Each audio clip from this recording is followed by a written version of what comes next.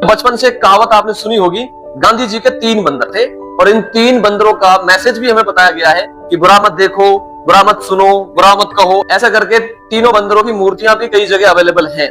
But सच में क्या ये गांधी जी के 3 बंदर थे? क्या गांधी जी ने ये बंदर पाले थे?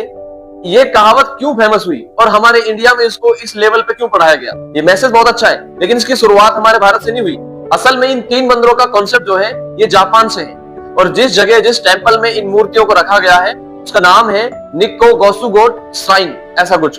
17वीं शताब्दी में इन बंदरों की नक्काशी की गई थी। जापानी भाषा में इन बंदरों का असली नाम कुछ और है, मेजारू, किकाजारू, वाजारू, और उसी के बेस पे हमने इसका ट्रांसलेशन यहाँ पे किया हुआ है, भाई बुरा मत देखो, बुरा मत सुनो और बुरा मत कहो, इस तरीके से। और इनको नाम दिया गया है 3 वाइज मंकीज। अब सुनिए, भारत में ये कैसे आए?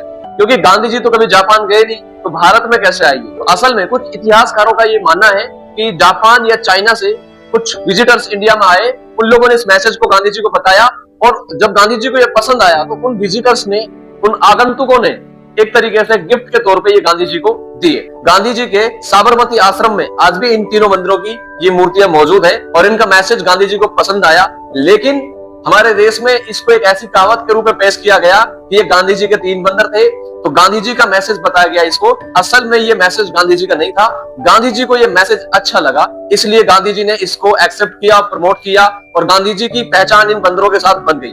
असल में ये कंसेप्ट जापान का है और आज हम इसको एक्सेप्ट कर चुके हैं। अब ये तो था एक इंटरेस्टिंग फैक्ट। इसी के चलते एक मजाक या किस्सा मेरे को याद आ गया। ये किस्सा बहुत अच्छा है, सुनाई देता हूं, यहाँ पे सूट भी करेगा।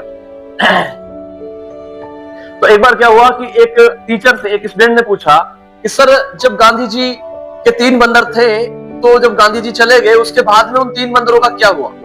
तो टीचर ने मजाक में एक आंसर दिया कि आगे चलकर वो 3 बंदर में से एक बंदर बन गया कानून, एक बंदर बन गया सरकार और एक बंदर बन गया मीडिया।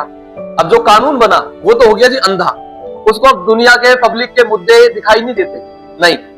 और जो सरकार बना वो हो गया बहरा, अब उसको कुछ सुनाई नहीं देता, गरीबों की गुहार, पब्लिक की गुहार सुनना ही बंद कर दिया उसने।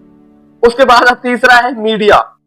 अब मीडिया हो गई गूंगी, जो कहना चाहिए, जो अच्छी बात बोलनी चाहिए, जो बेबाक बोलना चाहिए, वो बोलना ही बंद कर दिया। तो ये गांधी जी के 3 बंदरों के पीछे इंटरेस्टिंग फैक्ट भी है और एक मजाक, एक किस्सा भी है और वास्तविक जिंदगी से जुड़े हुए हैं। और इन दोनों चीजों पे हमें इस जिंदगी में ध्यान देना चाहिए। अगर आपको पसंद आया तो आपको एक काम करना है, वाह,